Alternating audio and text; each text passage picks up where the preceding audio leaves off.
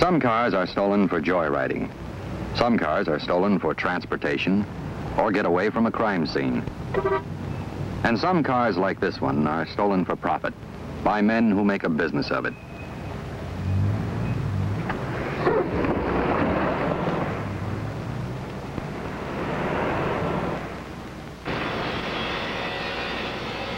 These men are professionals, equipped with the knowledge and the tools needed for running a successful operation. They use a variety of different techniques. A particular car may be stripped and the more valuable components sold off to a parts dealer. Or it may be given only a minor reworking. But this one is earmarked for the gang's most thorough treatment. By the time they're through with it, the car will be almost impossible to identify as stolen. The method of performing this piece of trickery is known as the salvage racket. It all began with a wrecked car, which the gang located in an auto scrapyard. They bought it and salvaged all the marked or traceable parts still in good condition. That done, they located and stole a car that matched the description of the wreck. Now they'll strip off everything that could provide identification and substitute the salvaged parts. When they bought the wreck, they also acquired the title, legal procedure in some states. This made it possible for them to obtain valid registration and tags. So when they're through with their work, this automobile will have taken on the identity of the salvaged vehicle in every way. But not every hot car gets such full-scale treatment. When a wreck is not available, the techniques are cruder and more obvious. Professional thieves know that a car is most readily traced by its identifying numbers. Their main effort, always, is to change or obliterate them. Most important is the vehicle identification number.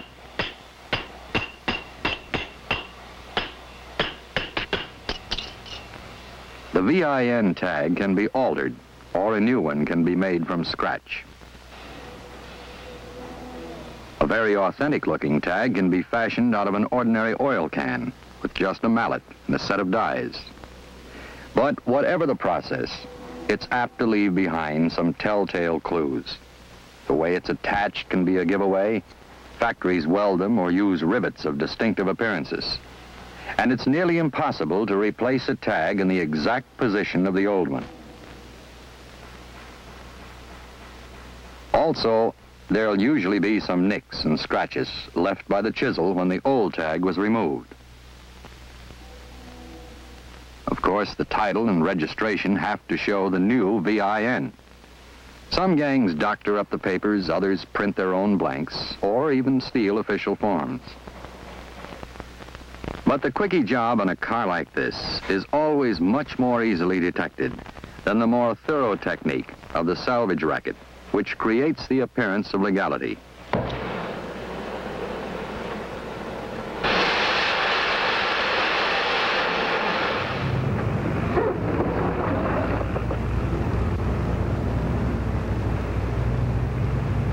"10 days and a new coat of paint later, the job is done. The car is ready for delivery.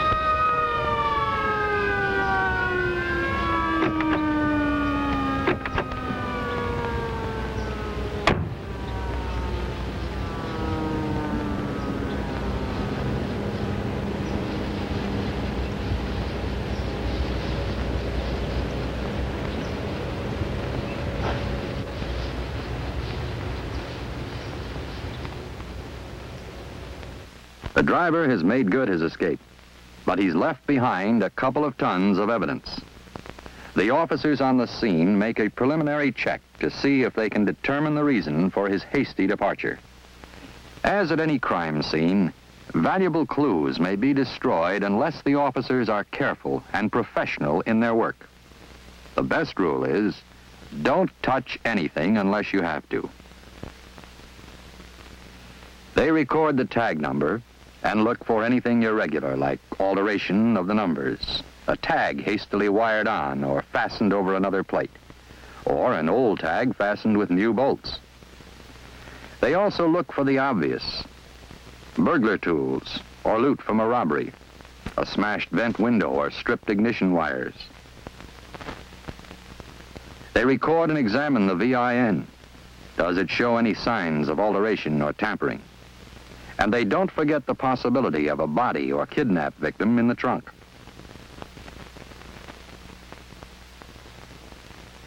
A call to headquarters starts a query of the FBI's National Crime Information Center. This computer system contains, in part, reports of stolen motor vehicles as furnished by law enforcement agencies throughout the country. It makes checking on an out-of-state car like this a question of moments instead of days. But this round is won by the criminals. There's no stolen report on the car. Nothing more to do here but put a citation on the car as abandoned and have it towed to the impounding lot.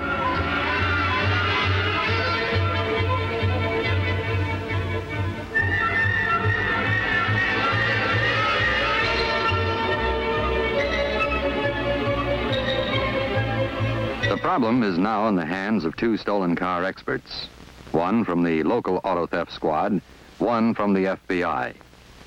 Let's listen to their story. When you start on a vehicle like this, you don't know what you've got, but it's pretty certain that some kind of crime was involved. The first thing is to see what fingerprints you can get. Likeliest places on the outside are around the doors, beside the license plate, and on the trunk lid, especially near the lock.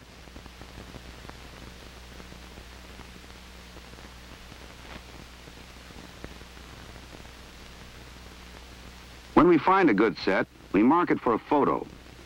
The tag has descriptive data, the item number, and initials. We both initial everything, so either of us can introduce the material in court.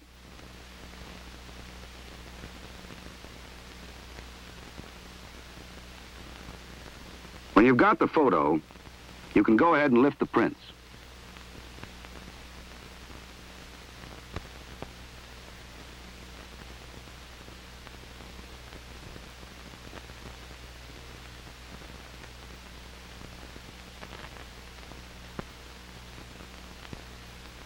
The description with each piece of evidence has to be complete, with all the usual where and when facts.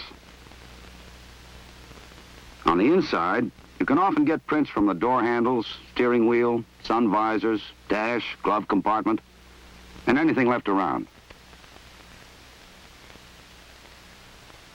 Next thing to go after is that VIN tag.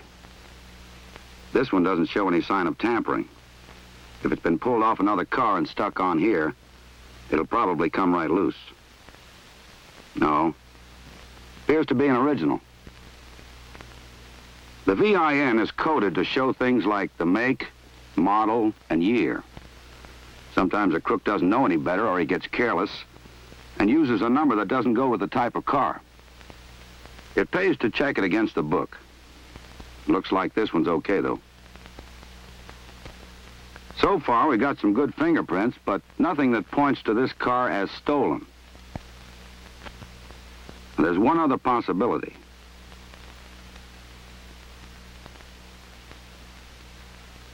If you feel around inside the doorpost, yeah, there's a weld in there where no weld ought to be. Looks like we've got something to go on now. A section of the doorpost has been taken out of another car and put in here.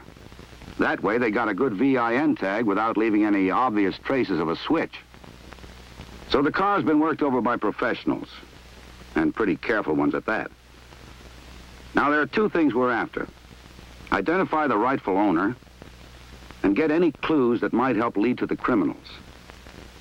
We'll need a complete description of the car.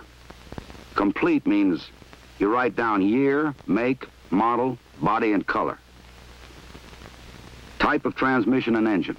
All accessories, noting whether they're factory installed. Power steering and brakes. Odometer reading. Information from any stickers that may have been left on. Lubrication, inspection, and so forth. A description of the tires. And details from under the hood, like whether any components have been replaced.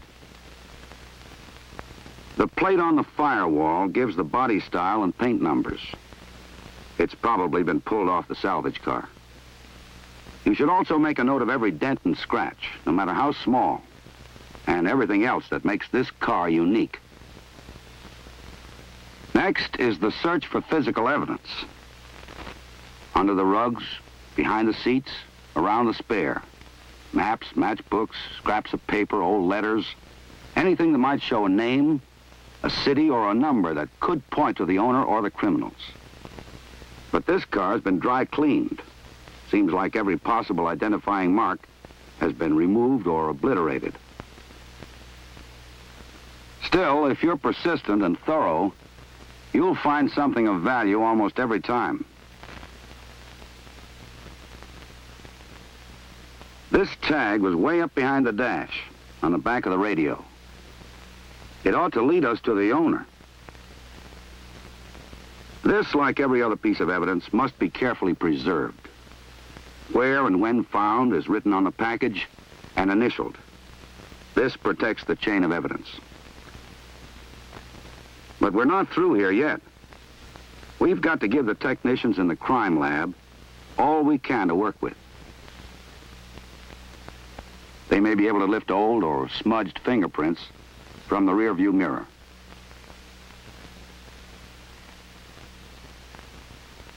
Same for the tags. They'll be minutely examined by the lab for alterations. We also take paint samples from several places on the car, especially that replaced doorpost.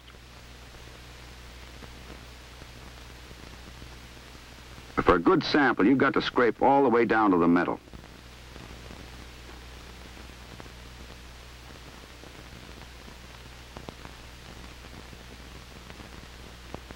The identification of each paint sample should indicate specifically from which part of the vehicle it was taken.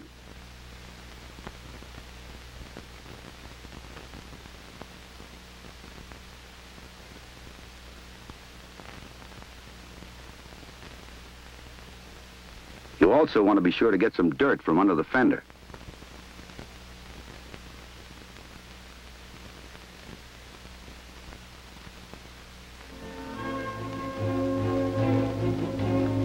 Well, that about does it. One final look to be sure we haven't missed anything. They say you can get so involved in the details that you overlook something big and obvious. Seems like we picked this one clean, though. Now comes the work of writing reports, shipping material to the lab, and sending out leads to trace the owner through the tag found behind the dash. In a matter of days, the owner is located and brought to the impounding lot. At first, he doesn't recognize the car because of its new paint job. But he does when he finds some of those small marks that could only be identified by the true owner. A dent on the trim, a tear in the upholstery, and a stain on the floor in the back where a jug of coffee spilled on the way to a picnic. His identification of the car is crucial. It'll be essential if the case goes to court. Without a rightful owner, conviction is impossible.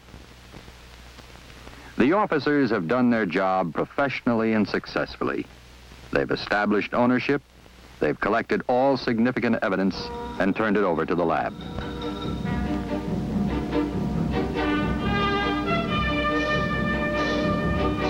At FBI headquarters in Washington, a team of laboratory workers, each a specialist in a particular area, begins a methodical analysis of each item taken from the car.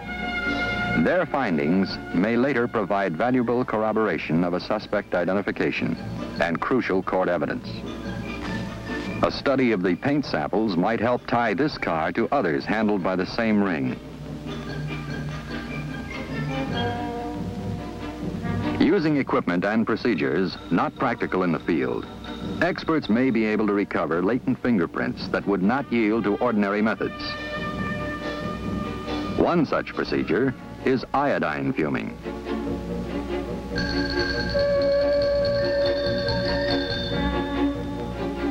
Careful examination of the dirt sample may corroborate the location of the gang's garage.